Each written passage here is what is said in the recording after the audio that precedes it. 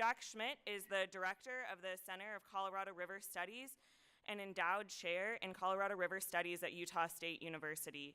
His research career has focused on understanding how water resource development affects river ecosystems and how adverse environmental impacts can be mitigated. Between 2011 and 2012, he served as the chief of the U.S. Geological Survey Grand Canyon Monitoring and Research Center.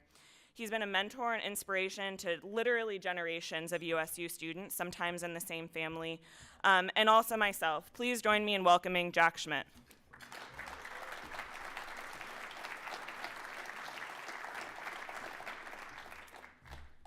Thanks. It's great to be here. Thanks for getting up. Maybe some people are still getting the cobwebs out. I'm just a geomorphologist. I've spent my life studying how rivers work and how they've changed. I've spent a large part of my work and my life working in the Colorado River system, extremely politicized river. And a lot of that work has been spent in the Colorado River through the Grand Canyon. And as I would pursue my work, there was this inevitable drift and interaction with management agencies and with the politics of how the river is managed. I was lucky enough to be part of the team that conceived of the idea of controlled floods in Grand Canyon. I sat around in a sandbar with a couple friends and we drafted what became the first draft of the Grand Canyon Protection Act. I worked on operations of Flaming Gorge Dam. And then for actually small correction, I was chief of the Grand Canyon Monitoring Research Center for 3.5 years, from 2011 to the late 2014. That was during the Obama administration, and I had the opportunity to work closely with the Assistant Secretary for Water and Science on issues of scientific management of the Colorado River throughout the watershed. And so I'm not really going to talk about geomorphology at all today. I'm going to try to talk about the intersection and the context that we work in. And I'm going to use the Colorado River as an illustration for the much bigger context of these rivers that we care about. In a sense, my point is that we, in a most simplistic way, talk often about going from the upper left box, climate change causes, directly to the lower right box, changes in aquatic ecosystems, as if that's a direct link. And at least in the context of the Colorado River, I'm actually going to try to walk us through this convoluted set of arrows, because that's really how it works. That climate change is causing changes in watershed runoff and changes in other watershed drivers that is necessitating a large-scale political response that is causing a renegotiation of fundamental agreements that are part of the law of the river, that in turn is necessitating changes in the rules of reservoir operations throughout the system, that in turn is changing the characteristics of the flow regime and the temperature and the quality of the water released from the reservoirs, that in turn is affecting the attributes of those rivers, which in turn is affecting the ecosystems. And part of the issue before us is that whether that's all good or bad depends on what you want. And that's where I'll end up. If you flip this map of the Colorado River upside down, it's sort of like the Nile. The water comes from the distant headwaters, where until recently, few people lived. And in its earliest days, in the early 20th century, the great uses of the water were at the far downstream end. Now today, just like in Africa, upper basin states are starting to develop. In the case of the Nile, it's Ethiopia developing the Blue Nile. Here, it's the aspirations of the upper basin states. But the Colorado has long been called America's Nile. One attribute of the Colorado River, contrast to the Columbia, is that no one lives there. The largest city in the Colorado River Basin that's actually on the banks of the river is a river that perhaps few of you have ever heard of, San Luis Rio Colorado, just over the border in the state of Sonora. That's the biggest city in the entire basin. The biggest city in the upper basin is Grand Junction. There's no, Yuma is 100,000 people on the lower basin. The biggest uses of the river, particularly, are trans-basin canals which take water out of the basin. And when you hear the number 40 million people use the Colorado River, the small print on that number is 20 of those 40 million live in Southern California out of the basin. Phoenix is the 5th largest city in the United States. Las Vegas, Tucson, big cities in the lower basin. And in the lower basin, approximately 90% of the produce consumed in the United States and Canada between November and April is grown near Yuma, the Mexicali Valley, and the Imperial Valley. It's all there. In the upper basin, agriculture uses about 70% of the water, and water is exported to the Colorado Front Range, the Wasatch Front in Utah, and smaller amounts to central New Mexico and Albuquerque and to Cheyenne, Wyoming.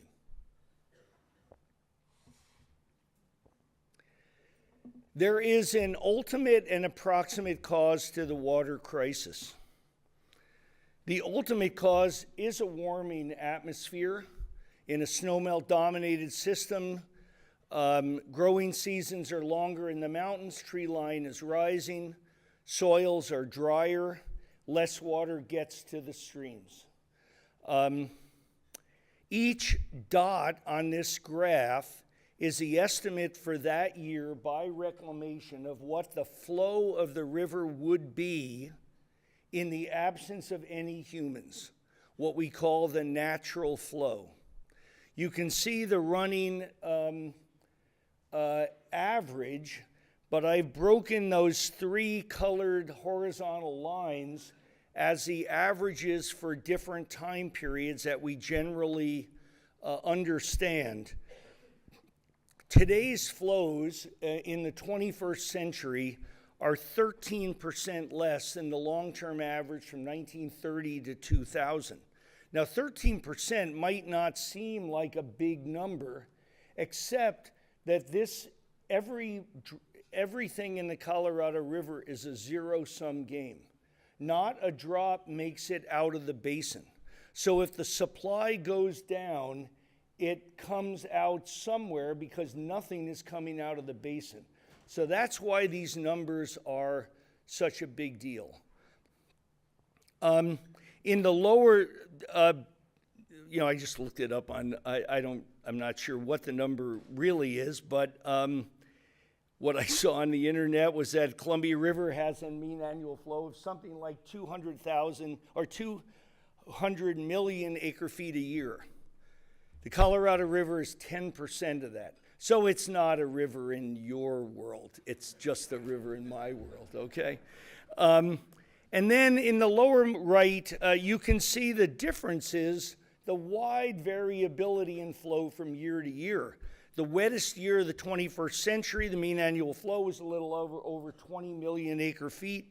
2023 was the second largest runoff year of the 21st century. And then other years, it's half of that, right? So high variability.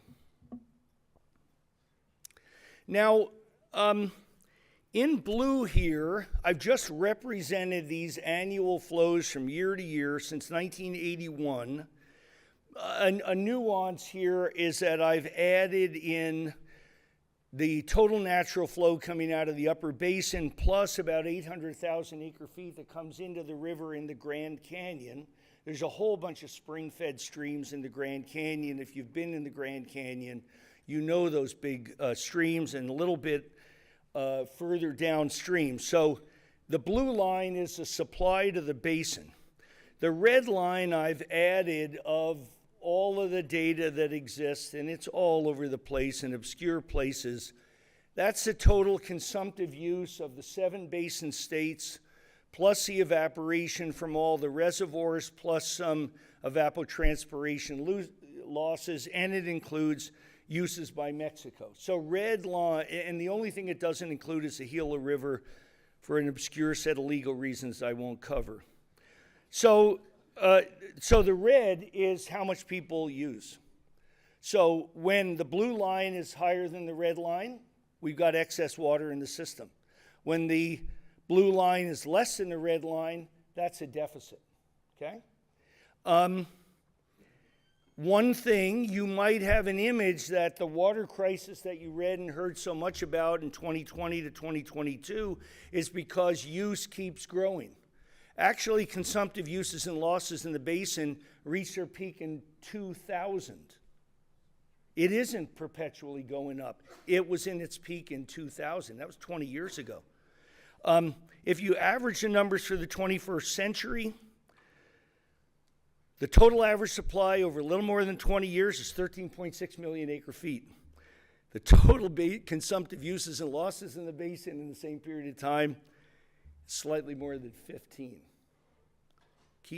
So if you don't do any math, 15's bigger than 13, okay?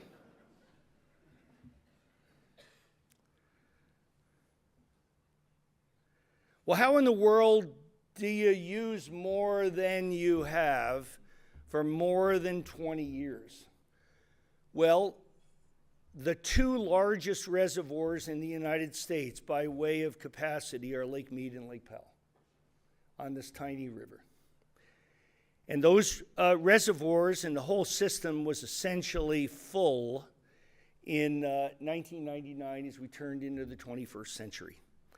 In blue on this plot is the total of all the reservoirs. That's a sum of me going through gobs of data on reclamation websites. That's a sum of more than 60 reservoirs. And in orange is just what's in Lake Powell and Lake Mead. So the main thing to see is that the system plummeted after 2000. And you look at the amount of water lost in that box below the colored graph, you can see numbers that are above 30. That means that during the 21st century, we've drained out of the system more than twice the annual consumption rate. So we've crashed the system.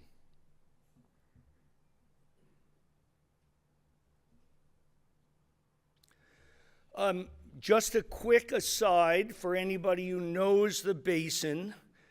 These are the proportions of water presently, right now, at the end of, very end of January, in the different parts of the basin.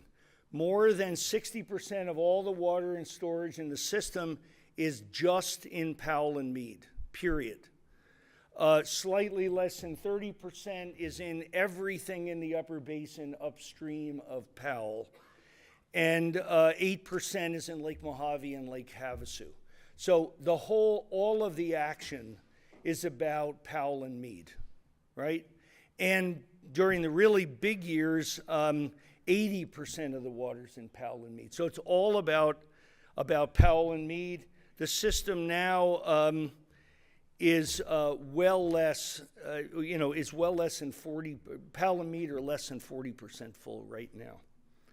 So I want to walk through these graphs for a minute and quickly give you this quick tutorial on how we got here.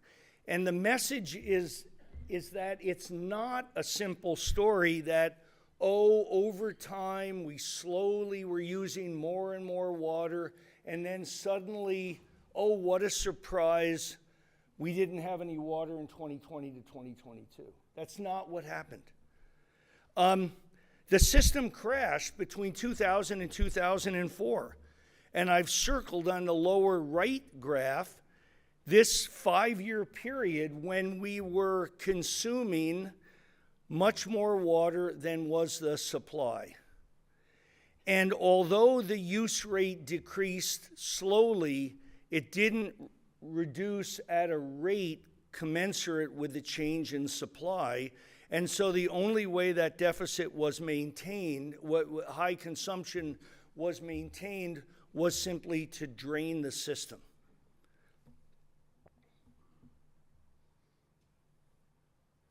And so for nearly 15 years then, we were in a period when supply and consumption were sort of balanced. We had a couple big years in the lower right when the blue was higher than the red line. And we sort of lived on the edge. We lost a little bit. But what's important is that we didn't build back any storage. We lived on the edge for 15 years. And that's the precursor to what happened in 2020 to 2022. We had happily lived on the edge. We did not rebuild capacity back. We dreamed that it would go back to the 1980s, and then when we had 3 years of very dry conditions, the problem was we'd overspent the bank account, and there was no money left in the bank account. And so that's what caused the crisis of 2020 to 2022. Now, it's easy for a guy like me to, this is what happened. I'm not going to point to some human being and say these people were derelict in duty. This is the messiness of a democratic republic. This is a messiness of 7 states and the federal government coming to agreement, right? This is a slow, painful process that negotiations take place over. Some of us sometimes love to say, oh, well, I'm just a scientist. I'm not a politician. Like, they make all the mistakes. No, these are well-intentioned people in a democratic republic trying to negotiate in the best interest of the country, and it's a slow, painful process. And it's a slower, more painful process than is the variability in the system. And the system has been saved by having enormous reservoirs, but now we're at the bottom of the barrel. That's the problem. Now, 2023 was the second largest runoff year of the 21st century. That's the good news. But you can see by that furthest right-hand edge of the graph that 1 year didn't get us remotely close to where we need to get. We'd need 6 or 7 more years back to back to back to ever build the storage back up into the system. So we're still there. I computed the rate at which the benefits of other big water years were consumed in the basin. And it turns out that in 2011, 17, and 19, we as a collective society burned through all of the gains of those years in 2 or fewer years. We have the capacity to burn through the gains of these errant wet years quickly. That's the danger. And I have written about this and warned people about this. The good news is that we're doing a better job of at least saving what we have. The lower right graph I calculated from reclamation data, the burn rate, the consumption rate of using the water that was gained in each year's spring runoff for the last 10 years. So the fact that all those lines go down to the right is because you're gradually using water over time, okay? And so the steeper is the line, the faster is the burn rate. You're using up the water quickly. The good news is that blue line is this year. We are going through water at a slower rate than I mean, all but 2014, and that we've tied it now. The new agreements are, in fact, keeping water in the system. So we're doing better. Right now, the amount of water in the system is comparable to what it was in very late spring of 2021. We're not out of the woods at all, but we're doing a better job.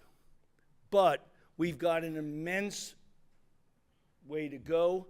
And so the message to all of us is the crisis remains despite the wet year of 2023.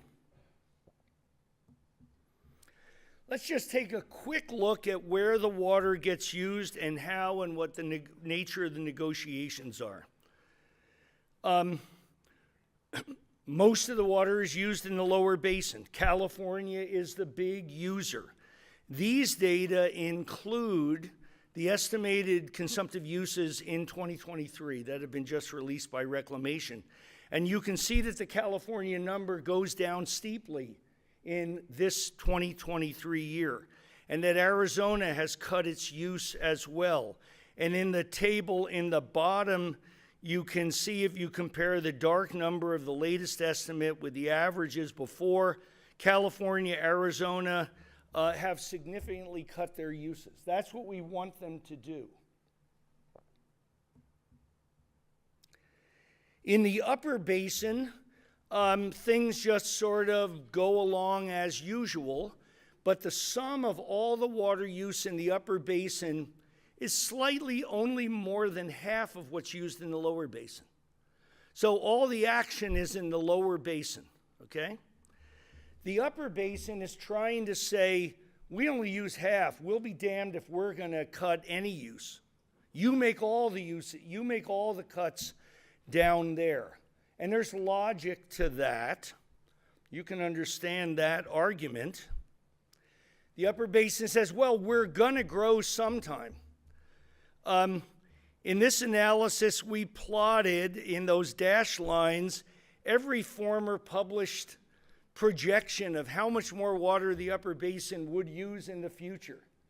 And the green dots are what's actually happened. Growth in the upper basin has never occurred. The tunnels are this capacity that they are. You've only got so much farmland. The upper basin dreams of using more water than it ever uses. But that's their negotiating position. But here's the other piece about whether you say, are we in a crisis or not?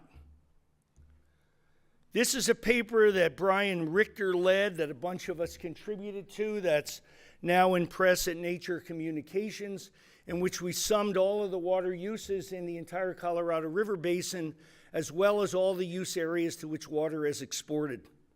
65% of all the water is used in agriculture. The vast majority of that is used for livestock feed and to go to dairies.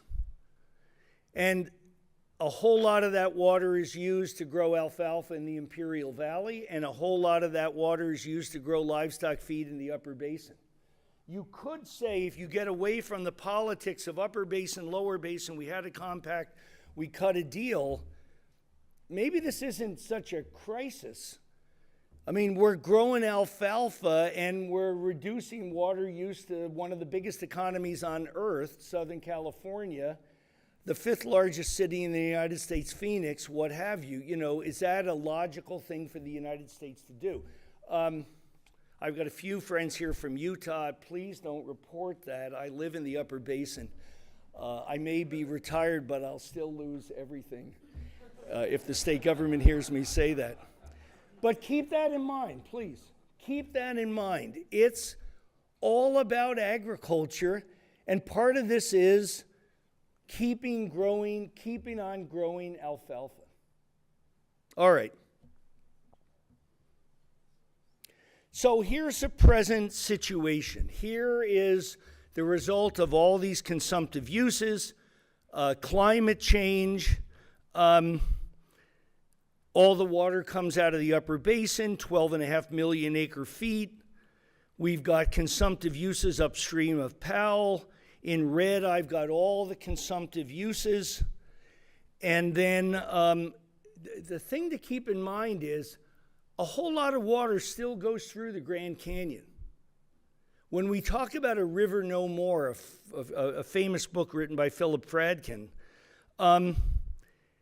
you know, and we think about Colin Fletcher hiking down the Colorado River in his book Down the River. That's only the very bottom end. A whole lot of water comes and is released out of Hoover Dam, is released out of Davis Dam. And then the big amounts of water go in the Colorado River Aqueduct to Southern California, go in the Central Arizona Project to Phoenix and Tucson, or diverted in the Imperial Valley. The river really disappears only at the far downstream end. So keep this geography in mind. All right, so I've got 15 minutes. Let's talk about the environment and how this all affects. The first point I want to make for the Colorado, and maybe this certainly applies to other basins, you got to be geographically specific and explicit about what part of the river you care about. You can't just say, well, I care about the environment of the Colorado River, as if the strategy you're going to employ is going to be the same in every part of the basin.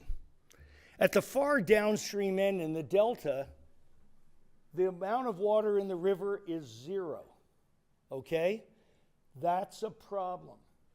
And how you deal with that problem is different from how you deal with it in the Grand Canyon, where you're going to always have water because it's the conduit for water to get from the upper basin to the lower basin.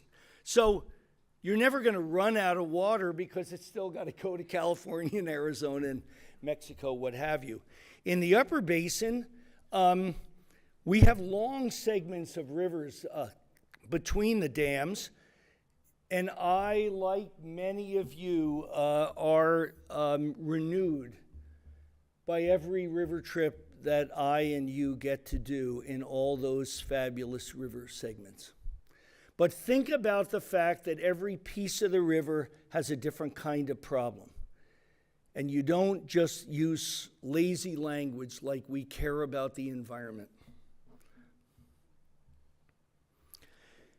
When I think about how infrastructure and how humans affect rivers, I distinguish between consumptive use and its effects versus the effects of dams and dam regulation. I get frustrated when I hear colleagues just talk about the effects of dams on rivers. I mean, up here where you got more water than you know what to do with, that would be the appropriate thing. But in a river like the Colorado, in a river like the Rio Grande, the biggest impact is just taking water out of the system. Let's not kid ourselves. So let me talk about consumptive use, and I'm just going to give us one reminder of a graph and then one feel-good story. In red is the average hydrograph for key gauges, long-term gauges, and the average hydrograph of those rivers in the first 30 years of the 20th century. And in blue is the average hydrograph of those streams in the 21st century. In the lower left is the hydrograph of the Colorado River crossing the international border. And that tiny little blue line, every drop of that tiny little blue line is diverted to Mexicali Valley and to Tijuana. So nothing goes to the sea. You can see that the mean annual flows in Grand Canyon, at least Ferry, are it's a transformed river. But you can see in the upper basin where you preserved a snow pulse, it's much less due to climate change and consumptive use. And you can see that different watersheds in the upper basin are being affected differentially by climate change, with the San Juan River losing flow more than the Green or the upper Colorado. We struggle with this one. This is the heaviest political lift, is to try to put water back in these systems. The lower right is a photograph in the Delta in the 1920s. And the upper left is an exact match of that today. It is a destroyed ecosystem that was described in Sand County Almanac as one of the most biologically productive places in North America. And so the Obama administration negotiated with Mexico a short-term pulse flow release in March of 2014.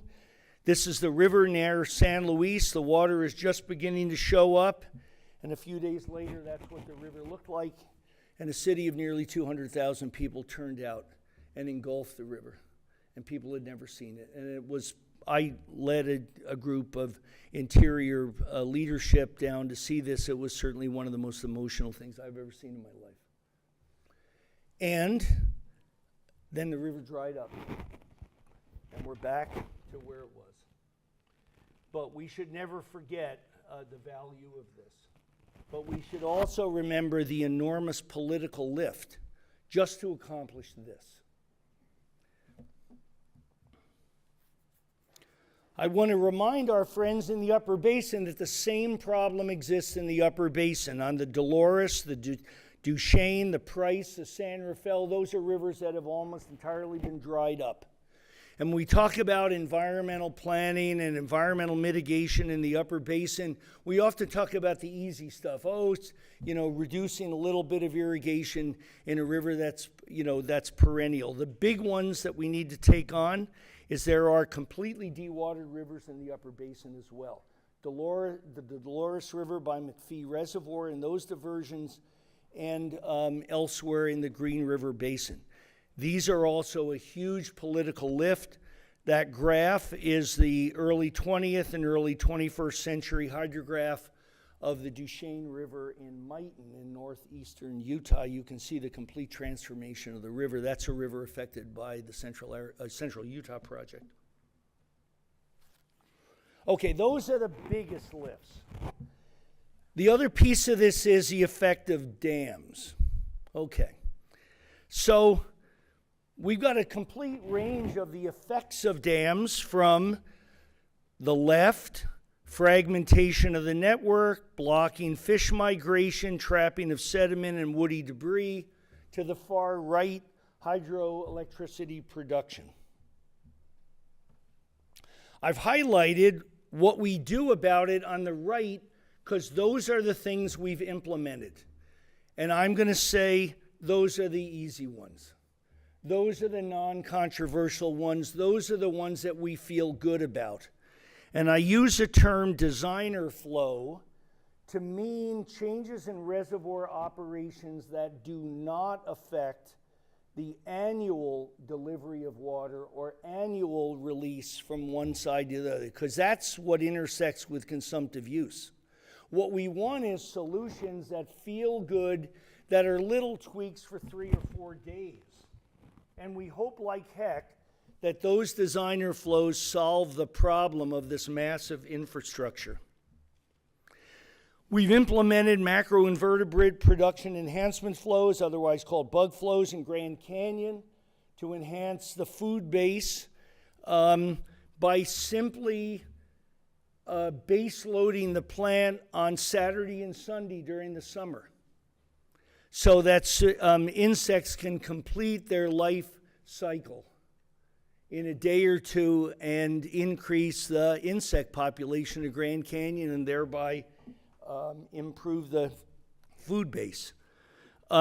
This controlled floods are long and dear to my heart, but the reality is they last, 5 days. They last,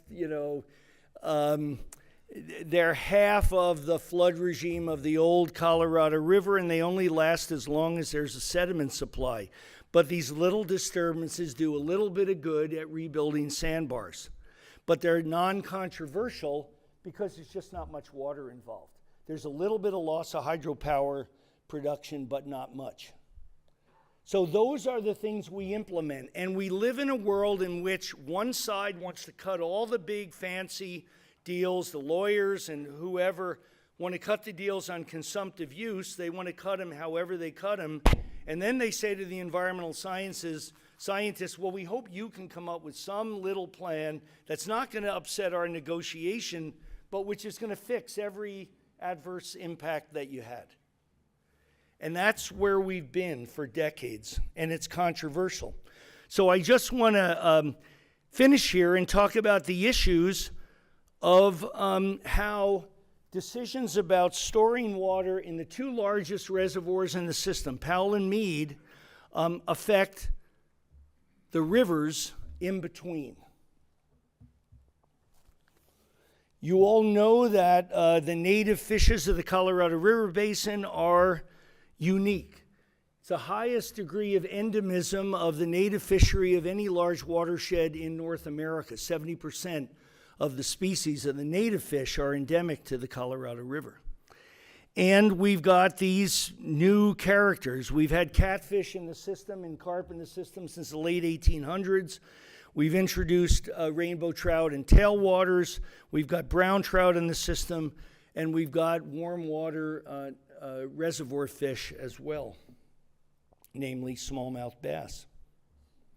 Now, the color coding, this is a paper that Kim Dibble and a bunch of us wrote in ecological applications. The color shading of the inner bar is a present temperature regime of summer when the reservoirs are full. And you can see how cool is the Colorado River through Grand Canyon. That's the blue color. The message here is that the outer bands, and I don't have a cursor, but the colors on the outside of those bands are warmer colors, right? They're redder, they're yellower. That reflects the effect, the changes in the water temperature that will come if water is released from lower reservoirs. So we're looking at a potential of the thermal regimes of these regulated rivers greatly changing if we have less water in storage. And that's exactly what's happening, because the withdrawal outlets for these reservoirs are at fixed elevations. And we've taken water out of the hypolimnion when the reservoirs were full. And now as the reservoirs drop in storage, we're taking water out of the upper surface of the river. And that is profoundly changing the river, and you're making the temperatures more like the old days, but not like they've been in 60 years. And you've got ecosystems that have developed for 50 years of protracted artificial cool conditions. And we're entraining warm water reservoir fish through the penstocks. They survive going through the turbines. Now that's a rush. And they make it downstream where the water is warm, and they survive, and that's how smallmouth bass have now gotten into the Grand Canyon, which produces abject fear on the part of water managers. So, how would you want to manage things to protect this novel ecosystem of the past in Grand Canyon? Keep Lake Powell full. Except that there are others that celebrate the demise of Lake Powell. This is a match, and in the upper ends of the San Juan and the Colorado River arm, the perpetually lower Lake Powell, the river is restoring itself. And it's wonderful, and I go down through here every fall, and Cathedral in the Desert in Glen Canyon has come back out, and it's absolutely inspiring. So, if you want to protect the fish and the endangered humpback chub in Grand Canyon, you want the reservoir full. If you celebrate what's coming out, you want the reservoir empty. Now, a bunch of us wrote a paper that was published in Science summer before last. Kevin Wheeler led that. And we modeled the total storage in Powell and Mead under different scenarios of climate change and decreasing runoff, decreases in consumptive water use in the lower basin, decreasing consumptive use in the upper basin, okay? So the rainbow colors and the lines within the rainbow colors are different outcomes of the scenarios of what the total storage in Powell and Mead will be in the future. The only thing that really matters in this plot to you is the y-axis. The biggest number is 25. That's the total storage in Powell plus Mead. The total capacity of Powell plus Mead is 50 million. The highest number here is only half of what the capacity of those reservoirs are, which means that it's unlikely Powell and Mead will ever fill under any reasonable scenario for the future, which gives us the opportunity to say we can make an intentional decision about whether we would like to primarily store water in Lake Mead with one set of environmental outcomes, or primarily store water in Lake Powell. And I've tried to emphasize that the decision of whether to keep Powell relatively full or relatively empty depends on which environmental value you care about. Do you care about maintaining the novel fish community, including the humpback chub, which is endangered? Or do you care about celebrating all that was lost when Glen Canyon was inundated? It's not an easy question, but it matters what you want. I don't need to go through this, but I got to stick my neck out. This is what I would do in each part of the river. But it's a different thing. But realize that down in the delta, we're not going to restore anything. At best, we're going to put a little bit of water in to get a few patches of riparian vegetation. But that is the most enlightened decision we could make for the environment anywhere in the basin. Because that water going to the delta means no one uses it. That's the toughest decision. And that is the most enlightened decision if we reserve water. Grand Canyon is sort of trapped between big reservoirs. At each end, the water's got to go through, but we can begin to talk about whether we want to release warm water or cold water out of Powell, whether we want that to be annually variable or not. In the upper basin, if we care about the environment, we're focused all of our energy at restoring the dewatered streams of the upper basin, and that's generally what's ignored because people don't have the nerve to take that issue on. So the issues are different in different places. There it is. We got to greatly reduce consumptive use. I mean, that's just basic checkbook accounting. The big year of 2023 isn't going to get us out of the jam. We're deep in the negotiations now. And if we're up to me, if we care about the environment, we would be restoring the dewatered rivers of the upper basin. We would be permanently protecting those few rivers in the upper basin that are not significantly changed now. We would resolve the issues in Grand Canyon, and that's a societal debate that must go on to come to that understanding. I don't know that I'll get my way, but that's an important debate we generally ignore. But the releases of water from Powell to Mead should really be driven by those ecosystem objectives. Because after all, Powell and Mead are just one big reservoir separated by a 250-mile scenic bedrock ditch. It doesn't matter how the water gets, it takes 2 days to get there, right? So really everything about managing Powell and Mead is about the environment. Well, right now, a whole lot of groups just ignore that and are comfortable ignoring that. And then the delta, that's where enlightened public policy and an enlightened society will provide water for the environment. Thanks.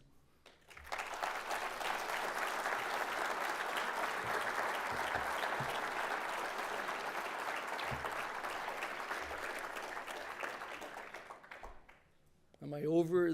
What do we do? Okay. What do we do? Oh, I see. Oh, sorry. Hello. Hi. Thank you. That was very enlightening.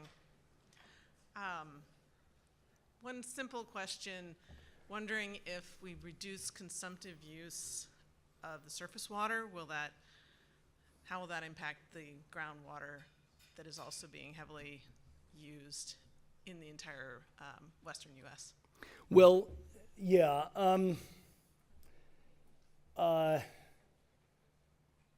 You know, the big groundwater basins in the Colorado River Basin, I mean, we're all familiar with the literature about the Central Valley of California. The big area of groundwater withdrawals in the lower basin is Central Arizona, Phoenix, the Gila Basin, places like that. That's an extremely complicated water budget. Certainly, the state of Arizona has had to drastically cut back. Their farmers of Pinal County, the massive amounts of fields are just not being used.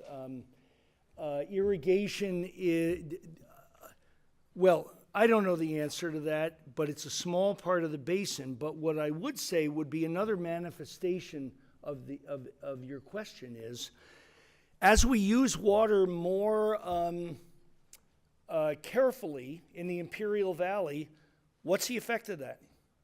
There's less irrigation return flow that goes to the Salton Sea, an artificial body of water. As the Salton Sea dries up, you get big dust storms, the same fear we have about the Great Salt Lake. So certainly in the Imperial Valley, it's a huge problem. So undoubtedly, there will be similar problems in some groundwater basins. But it's all about ag use, not landscape use. Yeah? I